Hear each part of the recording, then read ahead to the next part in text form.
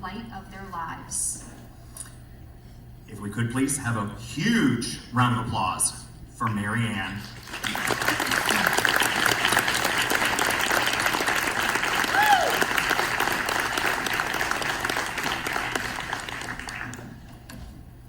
Well, I don't know how I'm going to follow that up very well. Good evening. My name is Mary Ann, and I have early onset Alzheimer's disease. If I'm being honest, standing here tonight feels more than a little surreal. I'm not a doctor, I don't lead a research lab, and I haven't appeared on 60 Minutes. However, I am a 62-year-old wife, mother, grandmother, sister, aunt, and friend. And now I'm a woman living with early onset Alzheimer's. When I was first asked to speak here tonight, I hesitated. I thought, why in the world would they ask me to be a speaker for this prestigious event?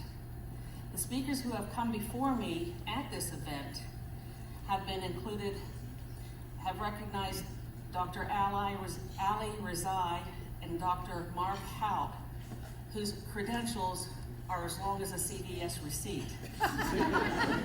I'm just Mary Ann from New Cumberland. But then I remembered something important. This isn't only about research and medicine, it's also about people. It's about the faces behind the disease, the lives, the families, and the stories. So tonight, I would like to share a little bit of my story. I've been married to my high school sweetheart, Jeff, for 42 years. We have built a life together, and we have 3 wonderful children. Brandon and his wife, Paige, Katie, Jamie, and along with her husband, Jason, gave us our beautiful granddaughter, Millie. We live in a small town where I've been active in our Lions Club, and I try my best not to miss a family birthday, ball game, or graduation. In 2018, it was Jeff who was diagnosed with Parkinson's disease. In 2020, he started treatment at the Rockefeller Institute in Morgantown, West Virginia. Since then, I've been his partner, his caregiver, and as of recently, his chauffeur. He likes to say he gave up his driver's license voluntarily. I like to say he gave it up wisely. In all seriousness, I've done my best to support him because that's what partners do. So, when I began noticing little signs in myself, things that didn't feel quite right, I decided I needed to face them head on. I come from a family where Alzheimer's and dementia are no strangers. My great-grandfather, James Six, my grandfather, Clarence Six, my father, Norman Six, and my oldest brother, Greg Six, have all battled these diseases. Greg, who was diagnosed last year at the age of 65, sadly passed away just this past January at age 66. Just this week, I found out from our family historian, Kevin, that he found a court document in the county courthouse from 1946. This document described 86-year-old James Six going before the Commission of Lunacy, charged with being insane. This was found to be a senile case and not a case of insanity. I'm not sure what happened to him after that, but he did pass away soon thereafter at age 86. In the early 1900s, cases of which were actually Alzheimer's disease were often thought to be cases of senility or insanity.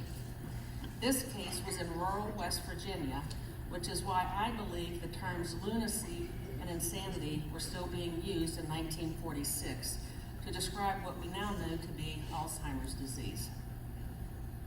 Longevity also runs in my family on both sides, and I have for years joked with Jeff that I might live to be 90, but I just won't know who anybody is.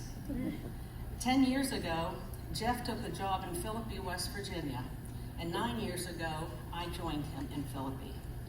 After 26 years, we sold our home, which was previously my grandparents' home, and we sold to our niece and her family, and we made the move to Barber County, West Virginia.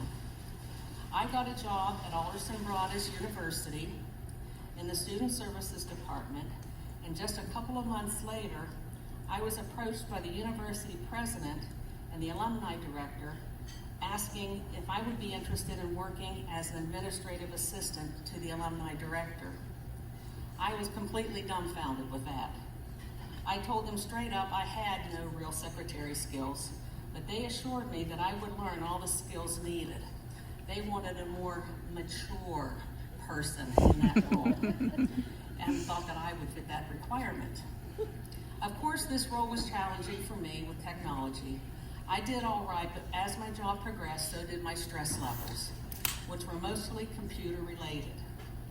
There was one incident in particular that gave me a nudge that I possibly would have memory issues.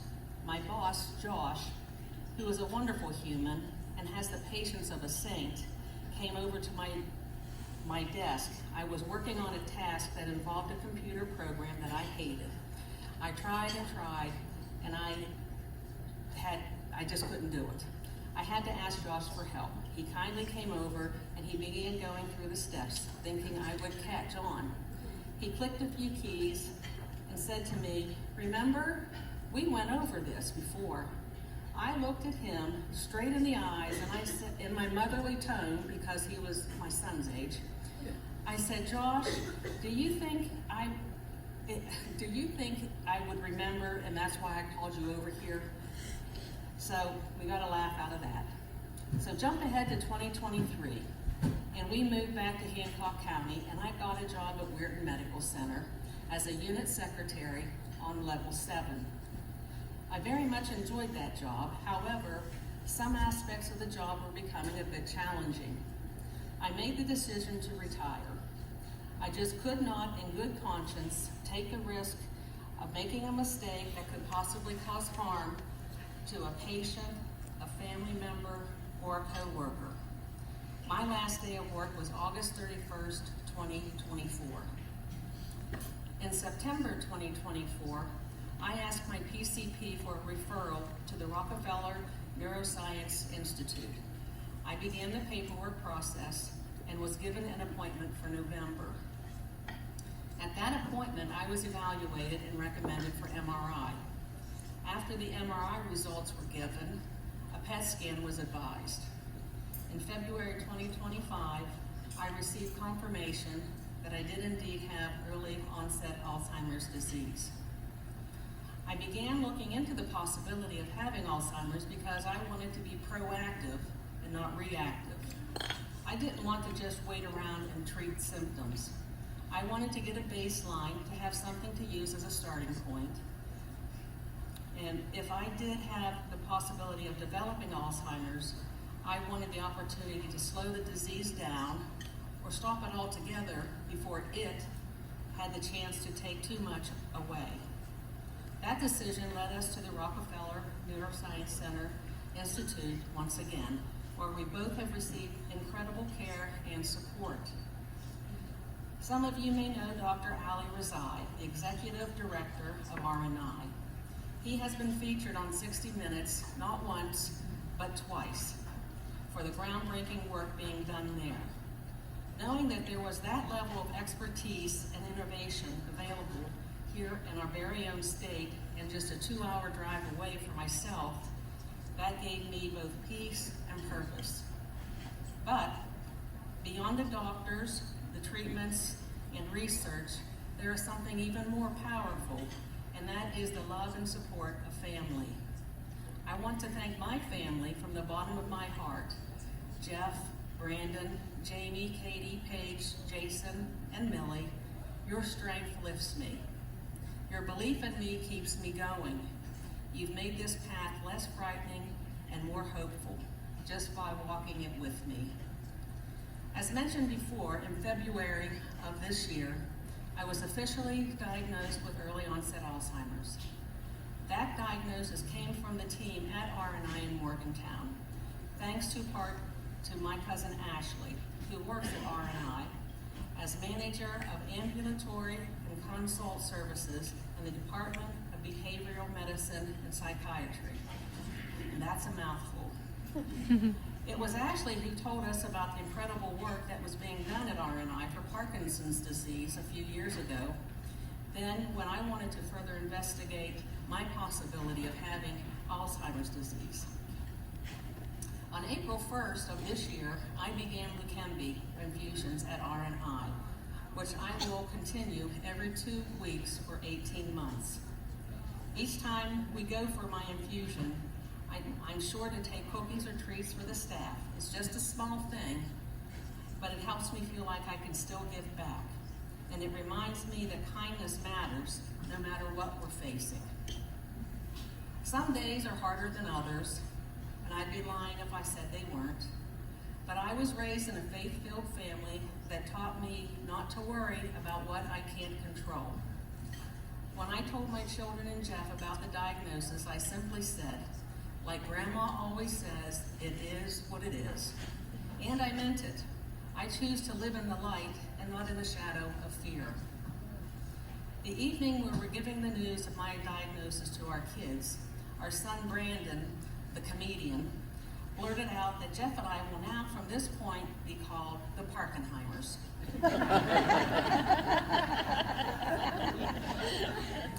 We laughed at that and we decided we would run with it.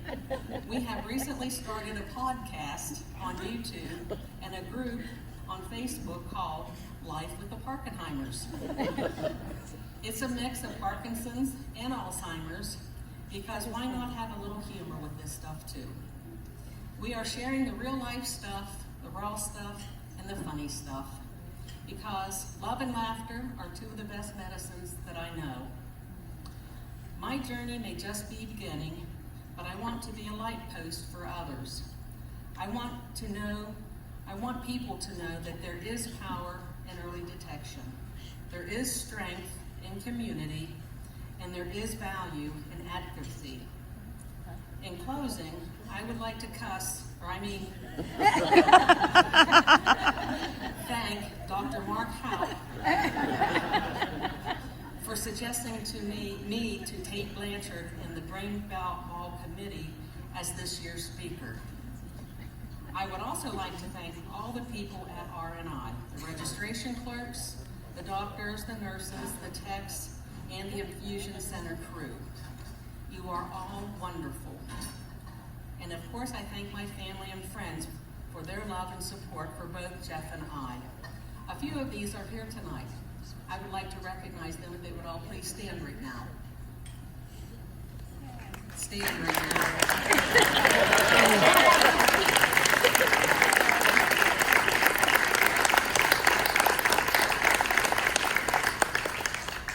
And lastly, my husband Jeff, who has always been my biggest supporter. He encourages me to do things outside of my comfort zone. I love you, and I thank you. You are my rock. A rock I would sometimes like to toss into a bottle of water, but nonetheless, my rock. Relatable. To all of you here tonight, thank you. Whether you are a caregiver, a supporter, a researcher, a donor, or someone walking your own journey, you matter. This mission matters. And together, we can bring hope where there is fear, connection where there is isolation, and someday a cure where there's only management at this time.